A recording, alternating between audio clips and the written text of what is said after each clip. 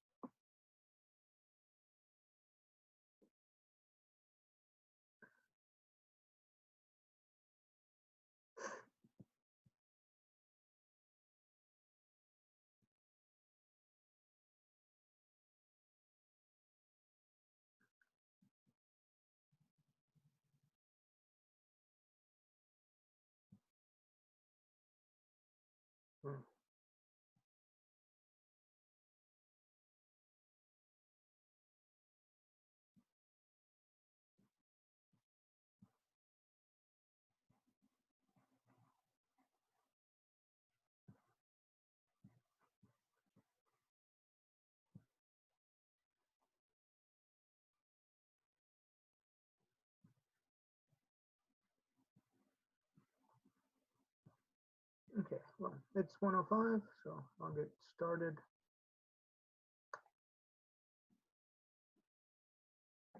Um, First off,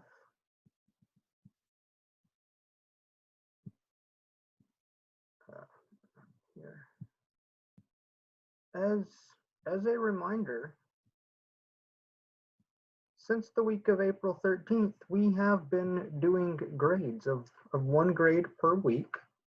And both the last 2 weeks, I was just seeing if you did most of one of the assignments. to get the 100 for that week. This week and next week, I'll actually grade for accuracy, kind of like a quiz, but the keys will still be posted like normal. So if you're one of the small few people who have not turned anything in Google Classroom, again, the assignments are at Google Classroom. Shows up in the stream and the underneath classwork. If you're one of the very few people who haven't turned anything in, you should. I told AB this earlier, back when this first started, really back April 13th-ish, we had to submit the third grading period grades, and we didn't know how fourth grading period was going to be. So since I assumed it was going to be worth very little, possibly worth nothing. So I helped some of you out for your third grading period grade. But now you're going to get helped out even more, especially if you do the work. I mean, all of you are going to end up with an A for the fourth grading period as long as you do and turn the stuff in. Just turn the stuff in. If you're one of the few people who haven't, turn something in to show that you did calculus. Because then you'll end up with an A for the fourth grading period. And now that the fourth grading period is worth 50% of the semester average, that should help. That should help you out a lot. So just as a reminder on that, this is on the AB one. Something I just posted about 9:38 earlier today is the AP student exam day checklist. It is just another thing that should be rather helpful in preparing for the AP exam, making sure that you are ready for Tuesday the 12th. You need to know your 8-character AP ID, the exams you're taking, when each exam is exactly, before you go into it. Then this is just a list of things that you need to know and be ready for the exam. I think the easiest way to take your exam, I don't know like what your technology situation is. I mean, if you have an iPad, I mean that may be one super easy way to do it. Or if you have like a touchscreen computer where you could write stuff on somewhere, that could be a rather easy way to do things. But they have like two main options that, I mean, you're not going to want to copy and paste. That would not work quite well. And actually typing in mathematical errors, typing in your mathematical answers is either difficult or time consuming sometimes, especially if you're not familiar with it, with how to type it in Word, to make sure that you actually accurately type what you are intending to say. So I think the easiest way would be to write out your answers. Write out your answers on pieces of paper physically. Then take a picture of that with your phone. Your phone will save that picture as either a JPEG or PNG, which those of you who have already been doing that to turn in your Google Classroom files, that's how you'll do it. Save it as a JPEG or PNG file. Then email that to yourself or put it on your own personal Google Drive on your phone. And then on your computer, then you would upload that file that you either emailed to yourself or put in your Google Drive. You are allowed up to 5 pages per question, or I mean, if you're taking pictures, then that would be up to 5 pictures per question. And so I would suggest to already have 10 pieces of paper out and ready. On each piece of paper, you need to have your AP ID, that 8-digit thing that they'll send you. You need to have that on that piece of paper. You'll need to have your name and the page number, and be helpful to have which question number that is as well. Be very specific with what you're answering on each of those pages as well. Have those 10 pieces of paper ready ahead of time with that kind of stuff already there. I mentioned before that the AP that the collegebar.org AP demo that would be available AP May 4th. It's actually already available. So you can either just go straight there, or one way you can get there is if you go to the same web page that I keep telling you about every Zoom meeting, apcoronavirusupdates.collegebar.org. You could just go there where they're doing all the AP updates.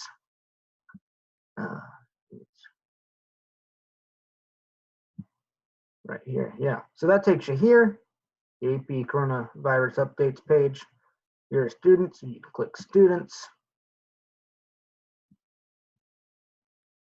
You want information about taking the exam, so you'd click there. Then under here, they already have that interactive demo available to practice. Those of you taking the exam, which is all but everyone but Sean, I think, you need to practice the process ahead of time, at least once. So you know going into the exam how you're going to do it.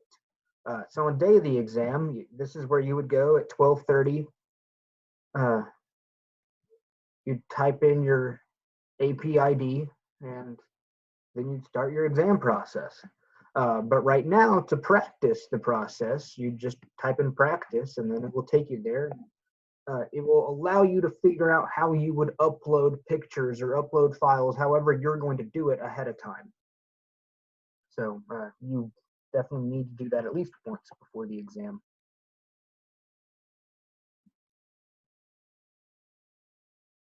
Okay. About this week's assignments, people asked earlier, but not sure if it was clear.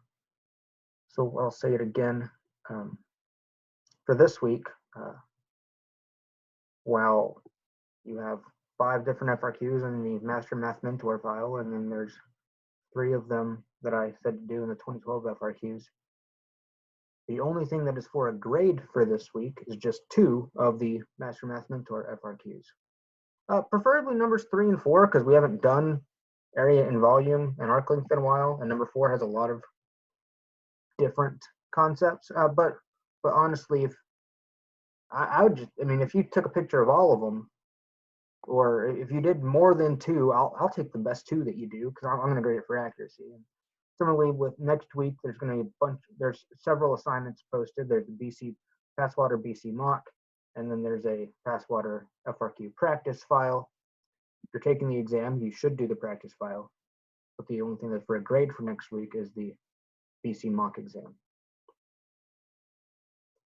And the only thing I had planned for this week was that if you wanted to do a Kahoot like we did last week, we can later, but I was just going to answer any questions you had from the Master Math Mentor FRQs. So what questions do you want me to go over in the Master Math Mentor FRQs?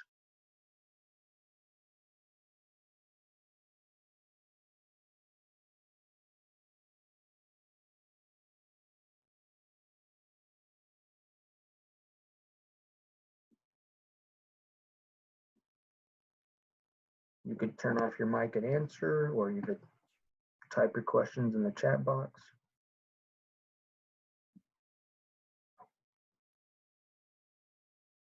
The key on C4A had a different question. On C4A? Yeah, for the key, it was saying to approximate f of 0.5, but on the actual paper I have, it says f of 1.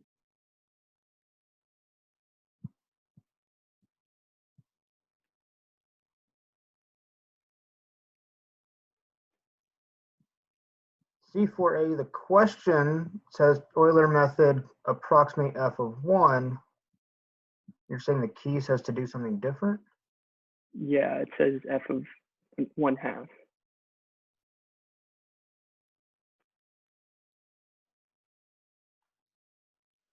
Well, that's weird. Yeah, it does.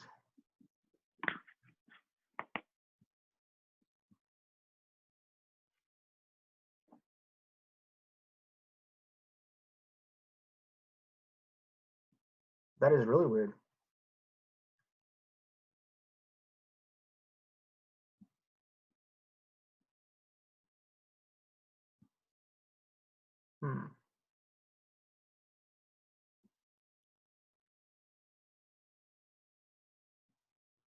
Well, if you do question 4, which is one of the ones I want you to do, if you approximate f of 1, then I'll figure out the answer to that and I'll grade it by that. Or if you do f of 1/2 like in the key, then I'll do it based on that as well. I don't know why the key did a completely different problem. Do you want me to go over that question, or we're just wondering why the key did a different problem? Yeah, I was just wondering. I don't know. But approximate either f of 1 or f of 1/2, it'll be okay. Essentially practice doing Euler method.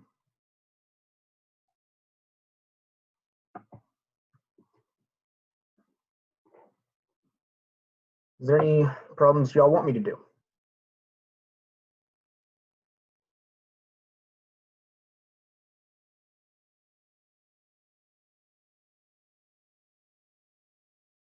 Okay, Joe Fico left.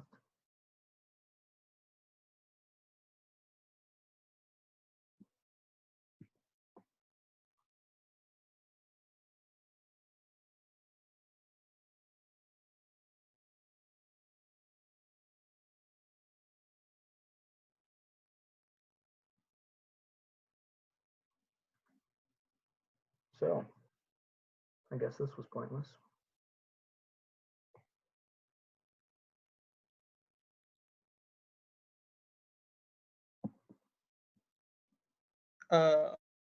I've already done the question, but just to see if there was a quick way or whatever logic you would have on it, C5, part C.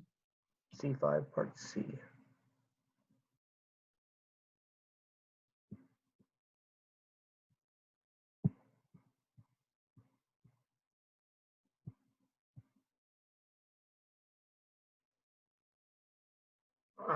That's not really a quick question, but I could go over that for everyone. I will probably end up doing the same thing you did. But so C5 part C. Well, we're asked k is an integer. We have sum of k over 5 to the n power and sum of 1 over n to the 2k minus 1. We're told they both converge. What are possible values for what k could be? And explain how we get our answer. Well, in part C, sum of k over 5 to the n from n equals 1 to infinity. That is a geometric series.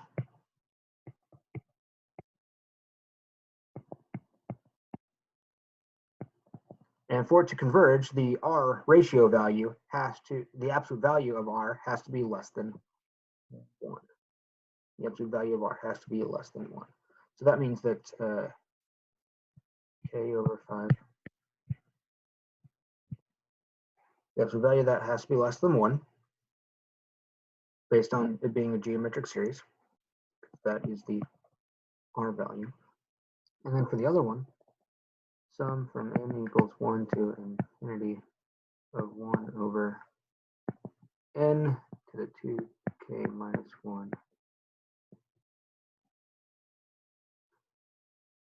Yeah, that's a p-series.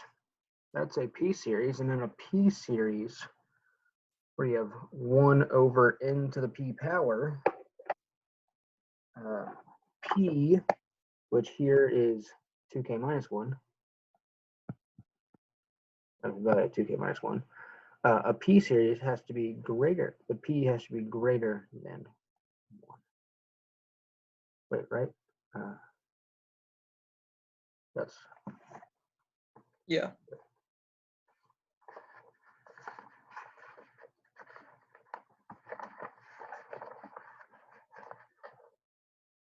Yeah. Yeah.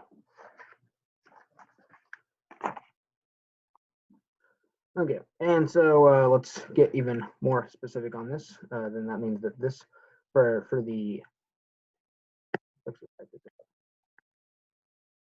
a p-series.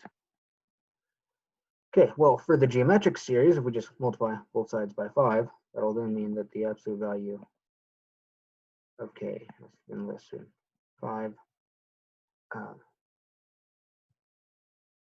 And for the p series, well, you can just go ahead and split it up. We can call 2k minus 1 has to be greater than 1, and 2k minus 1 has to be less than negative 1. Yeah, if we add 1, divide by 2 here, we add 1, that makes it 2, divide by 2, it's then 1. So k could be greater than 1.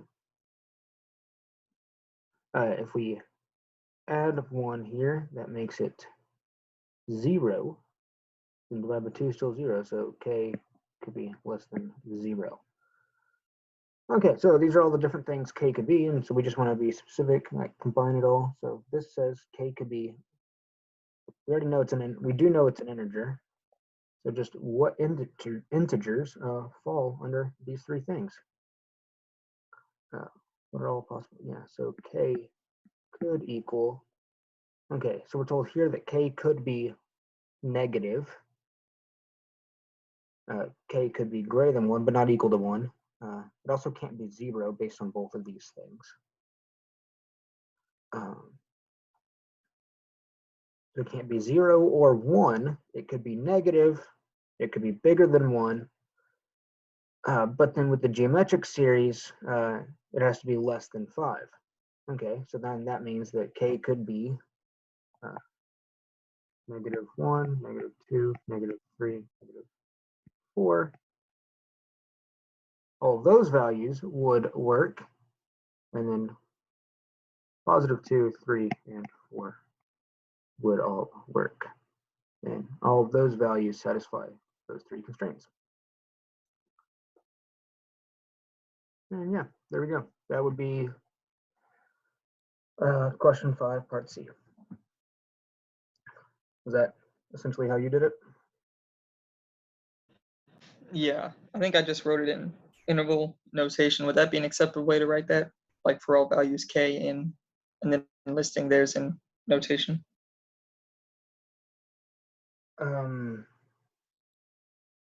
Yeah, that would be fine. Interval notation would be fine.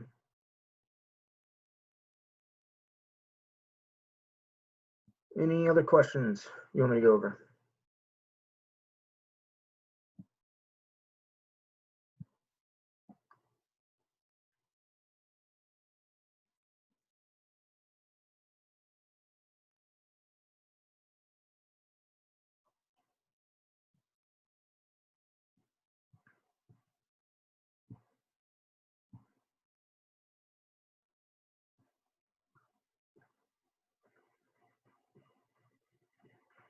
Well, this was exciting.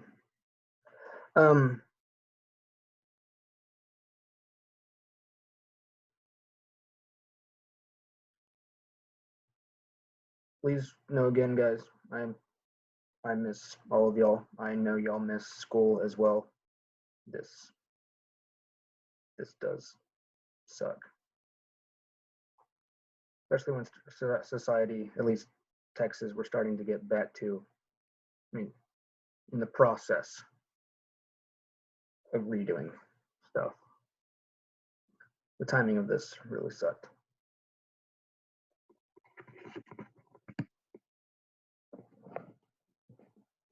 One thing that I can't believe is that the next classroom that I'll be walking into is going to be a lecture hall at college. Yeah. Probably in Heldenfels for you. Maybe Zachary. Or Blocker. You'll probably have a class in Blocker. It'll be interesting to see if they'll need to be enforcing, like, some person sits in a seat, you have to give a seat of room in between, or how they're going to work on things depending on how the stuff goes over the summer. Yeah, that'll be interesting. I mean, it'll just depend on how the summer goes, because pretty much everywhere's canceled a lot of like big events over the summer, or or made things go online over the summer, but like I saw A&M came out, I think it was yesterday, but the A&M president said that, I mean, the current plan is still to do classes as normal in the fall. But I mean, the virus could obviously make that change. I mean, if there's a second wave. That would really stink. I would hate to have to be doing engineering 101 in a dorm room and trying to handle all that. Well, honestly, if things got moved to online, I doubt they would even have people on campus.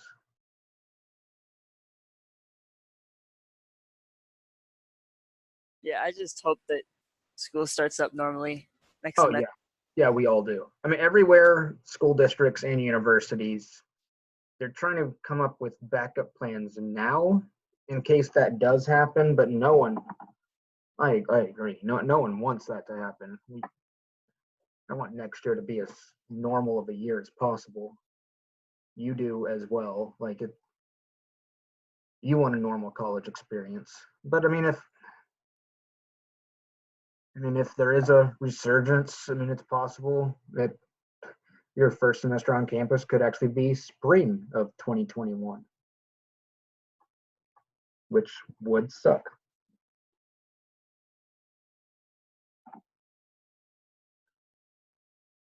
But hopefully it is normal.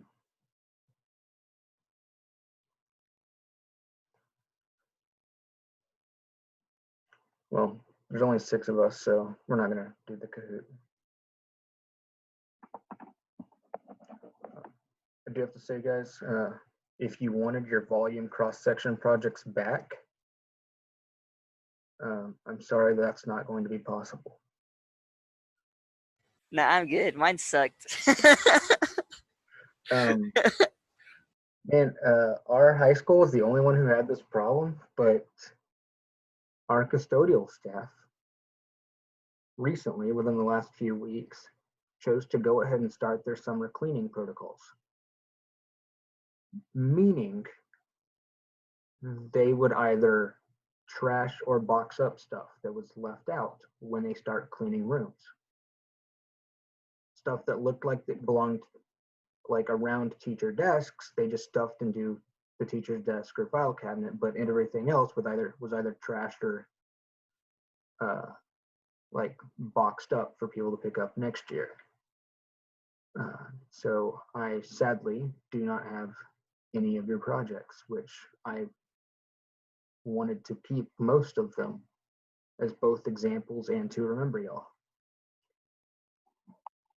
Aren't we still supposed to have days where we go by and people were supposed to pick up stuff that like Yeah, were in that's why lockers? currently Dr. Martinez and Mr. Tucker are really upset that this happened. They I mean, I don't know if anyone got fired or not, or maybe it was miscommunication, but they are really upset that it happened because yes, you're at some point. So this week and next week, teachers are getting the opportunity to go pack up their rooms. And then I think sometime after next week, students will get an opportunity. I mean, every school would have to do this. I mean, if you have stuff in your soccer locker or stuff in the band hall or in your tennis locker, or you're going to have an opportunity to go up to school and pick stuff up from your athletic stuff or fine art stuff, or if you have stuff left in a classroom. So that will happen, that you will be given the opportunity to go up and pick stuff up. So custodians going ahead and cleaning stuff up was definitely not supposed to happen.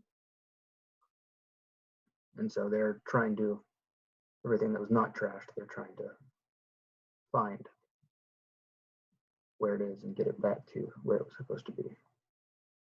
But I mean, nothing got messed up in the athletic area. They've released which rooms were the custodians already tried to clean. So if you had anything in athletics or fine arts, it's still there. I think that's also the same way we're picking up cap and gown, right? Something like that, where we're going to drive up to the school and they hand them out or something like that. Yeah, I'm pretty sure that's happening Saturday the 16th. They're gonna give you a cap and gown as well as a senior sign.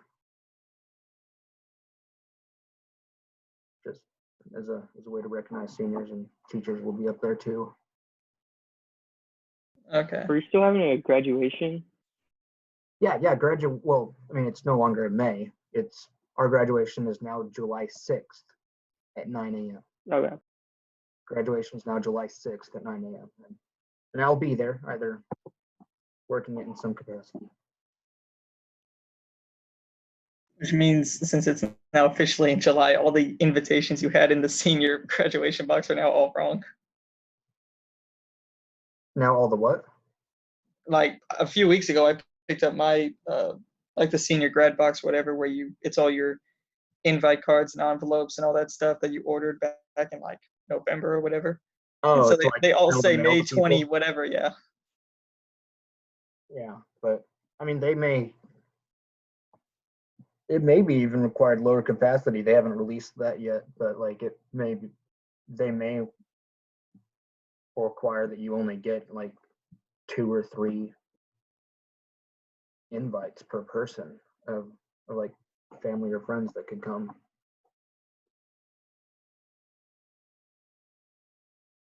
And I mean, in that case, you could just text the people when it is, like the official their invite, or what, I don't know.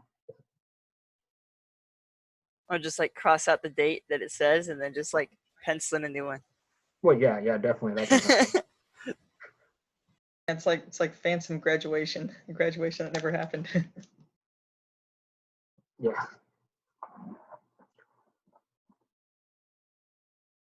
My UH graduation, they're just combining the spring and summer graduations together, because normally there's an August graduation for colleges. So now anyone who was going to graduate this May is going to be graduating in August. And technically, I'll still get my master's diploma this May.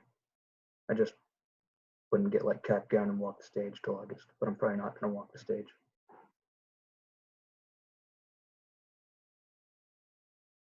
So that means there'll be calculus dual credit then next year for Langham Yeah, students? yeah, because I submitted to my advisor my final paper yesterday. Then we'll submit everything for my capstone project next Thursday. And then I'll graduate. Yeah, I had been hoping to have dual credit just because with the AP test at the end of the year, there's always Oh just yeah, more that pressure would on have been nicer. That obviously would have been nicer. Way easier for anyone going to a Texas public university where they're automatically going to accept the dual credit. That would have been way easier. So sorry, I didn't already have my master's. Yeah, I No, would have it's all loved to take the credit, but it's okay. Well, I have an interesting story. It was like only 2 weeks before school started, and or maybe 3 weeks, I got a call from Lone Star people because I was trying to pay for my classes, and they said I was dropped from calculus and government. So I had to meet with Ms. Pogue in the building while it was still being built and all that, just for them to tell me, oh, it's because we don't have any master's degree teachers for government and calculus this year. But it was freaking me out like 3 weeks before school that I'd been dropped from classes.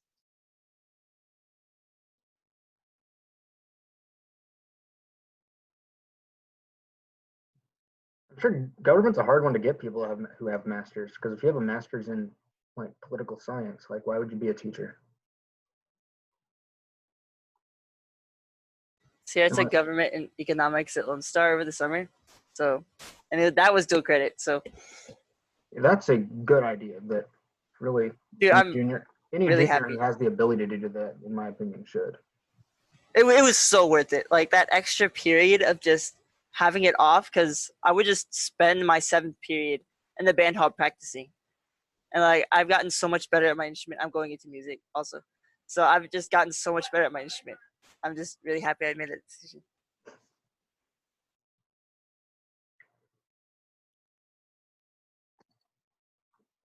Yeah, I know the policy for government and economics next year, from what I've seen from some of my younger siblings doing all the dual credit stuff, is that there's no any dual credit government and economics you're gonna have to bus over during like 6th and 7th to Lone Star. They're not gonna hold them on campus. Well, there wasn't any this year, was there? Well, no, I think that was just because of the teachers though. But the actual courses in dual credit, like when I was signing up for classes last year, there's never been economics dual credit. That's always been macroeconomics. But government had the dual credit option, which is why I thought I was taking government dual credit this year until right up to the beginning of the year they told me I wasn't. So I guess they're just Well, gonna they really shouldn't switch have it all waited that over. long to tell you, because it was known by the beginning of May that Fisk was leaving, and it was known by the beginning of May that that Mr. Dyer was leaving. So Well, it was the end of the window where they say, hey, be checking your Lone Star accounts to pay for classes, like August 10th or 15th or whatever it was.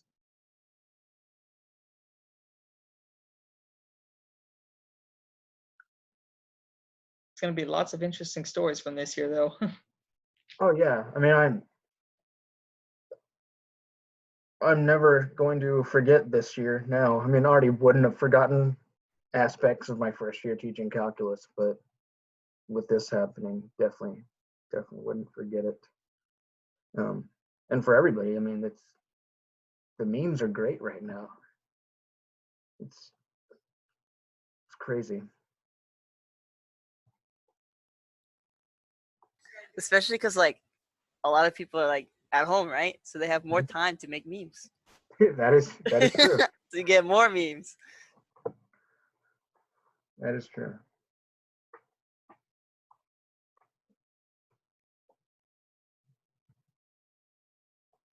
I mean, in the far future, though, I don't think I want to, if I'm a grandfather one day and have people asking me if I was in the coronavirus generation, because I don't think that's going to sound so cool then.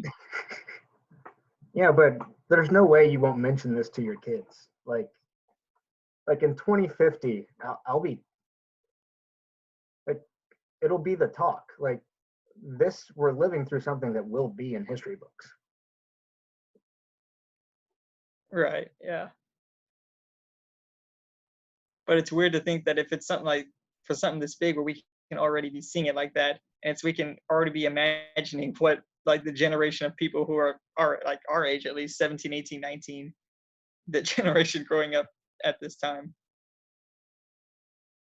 Well, speaking of that, practically every interview you ever have asks you to talk about some trial you went through, or a time you faced adversity, and those kind of questions.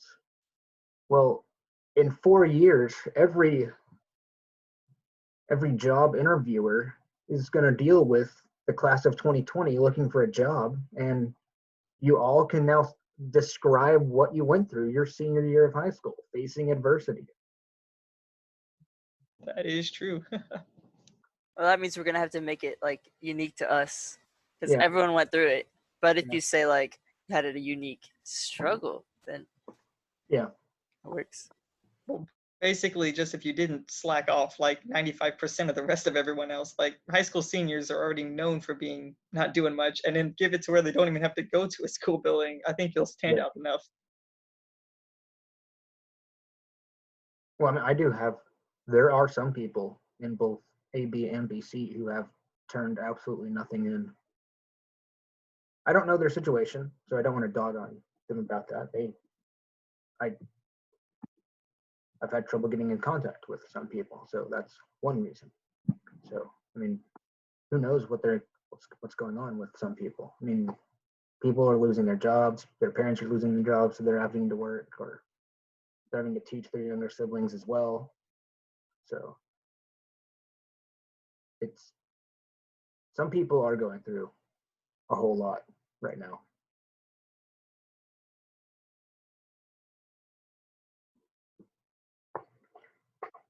Well, guys, it's good to talk to you. I'm gonna go watch today's episode of Clone Wars. Same. More video games for me. Bye, Mr. Hunter. Bye. Bye, guys.